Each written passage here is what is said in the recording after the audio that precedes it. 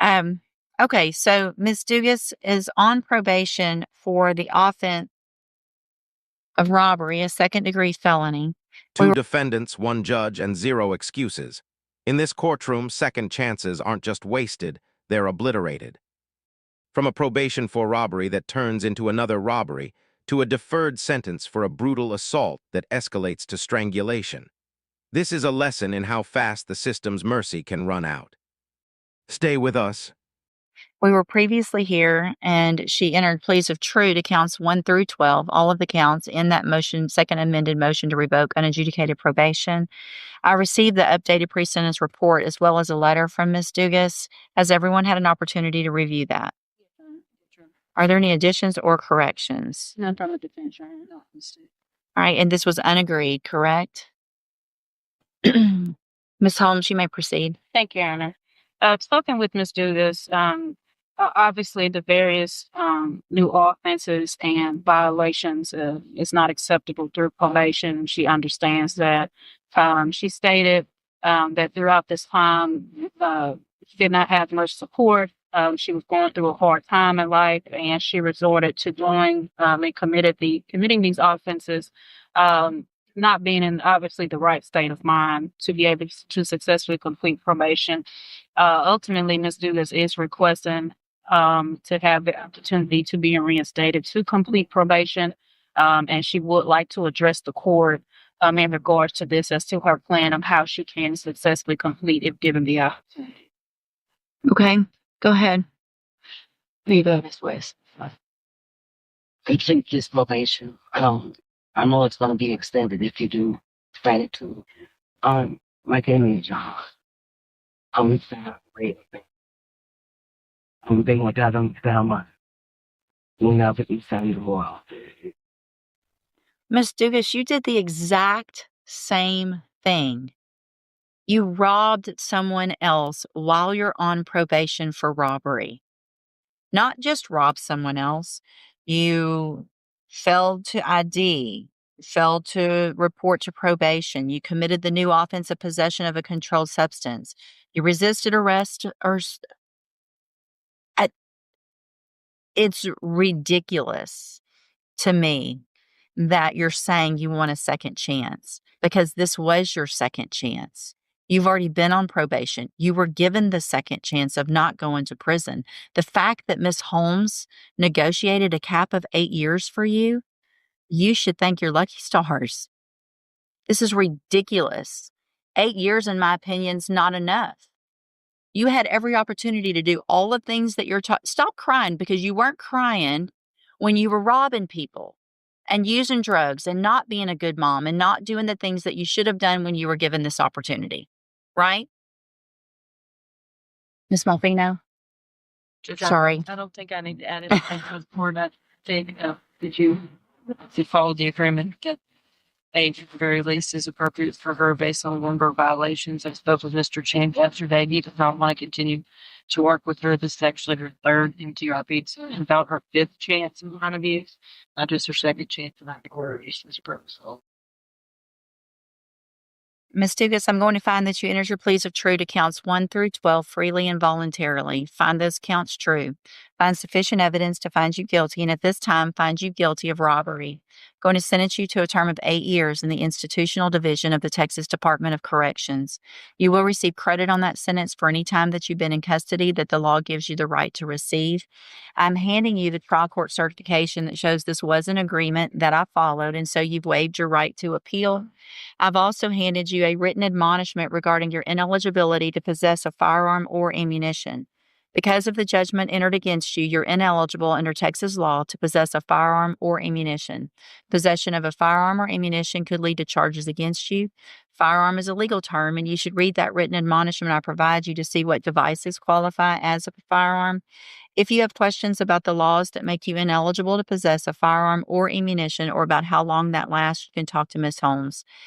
I hope you take some advantage of this and actually do what you're saying you're going to do when you get out and change your life. There's programs in prison, take advantage of them, but you're not going to continue to get opportunities like this. If you continue to violate the law after this, you're going to be considered a habitual offender.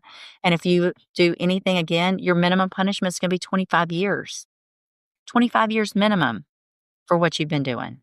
So you need to change your life or you're never going to see your kids, right? Go back with the bailiff. Good morning. Are you Wesley Antoine? And Mr. Antoine is here for sentencing on probation, a deferred probation for aggravated assault, family violence. And that was a 10-year deferred probation that he was given back November 14th of 2023. Entered pleas of true, it looks like, to counts 1 through 11. In the motion to revoke unadjudicated probation, I've received an updated pre-sentence report. This was an open plea to the court. Is that correct? Yes, Your Honor. The court had previously, when we were here before, it advised the court, that he received 4 months on that new case in Louisiana, but it does involve the same victim, Miss Red, as his case here. Mhm. Now we pivot to Mr. Antoine, and the stakes are immediately higher. A deferred probation for a first-degree felony, aggravated assault, is an incredible break. It means if he completed it successfully, the conviction wouldn't even appear on his record. But he didn't. He pled true to 11 violations and the new offense. A domestic abuse battery by strangulation in Louisiana The court did not feel against the comfortable with same that, so victim. we just decided to go on to you. Okay. All right. So that's what, and I wanted to remind myself, I had a notation on this about that new offense. So the new offense was in Louisiana, and it was domestic abuse, battery, also by strangulation, correct? Against the same victim. All right. Mr. Lewis, you may proceed. Judge, in this situation, of all my conversations with Mr. Antoine here, a lot of his issues come back to his mental health problems. And at the time, I believe he was not really open about getting the help that he needed with these issues. And once he got on probation, of course, those issues have already became a very unstable situation. He admitted that he was homeless for a period of time there, which why he went back to Louisiana. All of his family is there. We have some sort of support system. But Judge, he understands that he did mess up. He understands that, he hasn't done what he needed to on probation. He's taken it out for it. And he's just, at this point, he's asking for any consideration possible for so he can get out. Thank you, Mr. Lewis. So on that original pre-sentence report, and the orders that went along with that, I mean, this is a first-degree felony. So on that deferred probation, it specifically ordered all the things that Mr. Lewis is asking for now. You've already had access to all of those things. To be placed on the specialized mental health caseload, to get an evaluation and get any type of help and treatment that is available. You were ordered to do those things. And in fact, what you pled to on this motion, true, is that you didn't get the evaluation completed. And so you never were able to get services. And that was your choice. Everything was given to you. You had all the opportunities in the world to get whatever help you needed so that you could be successful. But the fact that you're on probation, I mean, the allegations in this underlying case is that you had a cane and that you just beat the crap out of Miss Red with that cane while she's on the ground. And then you get out and you get around her again and you strangle her. I mean, it's just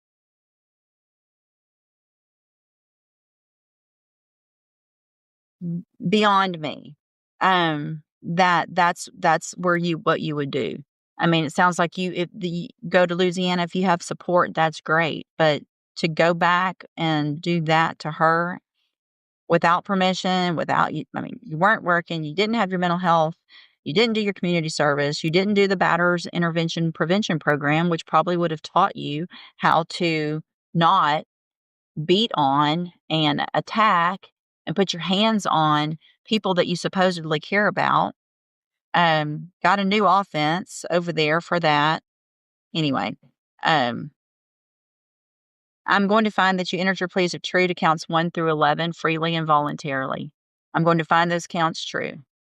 Find sufficient evidence to find you guilty, and at this time find you guilty of aggravated assault on a family victim. I'm going to sentence you to a term of 15 years in the institutional division of the Texas Department of Corrections. You will receive credit on that sentence for any time that you've been in custody that the laws give you the right to receive. I believe the initial was yes. I am going to make the finding that there was a deadly weapon in that initial case. I'm going to hand you the trial court certification. You need to sign this with Mr. Lewis. It shows that this was not a plea agreement. You have some rights to appeal. You can talk to him about that. I'm also going to hand you a written admonishment regarding your ineligibility to possess a firearm or ammunition. Because of the judgment entered against you, you're ineligible under Texas law to possess a firearm or ammunition. Possession of a firearm or ammunition could lead to charges against you. Firearm is a legal term, and you should read the written admonishment I provide to see what devices qualify as a firearm. If you have questions about the laws that make you ineligible to possess a firearm or ammunition or about how long that lasts, you can talk to Mr. Lewis. Good luck to you, sir. Sign that, and then you can go back with the bailiff. That's the gavel on today's lesson in consequences. Probation is a contract with the court, and breaking it has severe, measurable costs. If you found these breakdowns as compelling as we did, make sure to hit that like button. Share your thoughts in the comments below on whether these sentences fit the crimes. And don't forget to subscribe for more jaw-dropping courtroom analysis.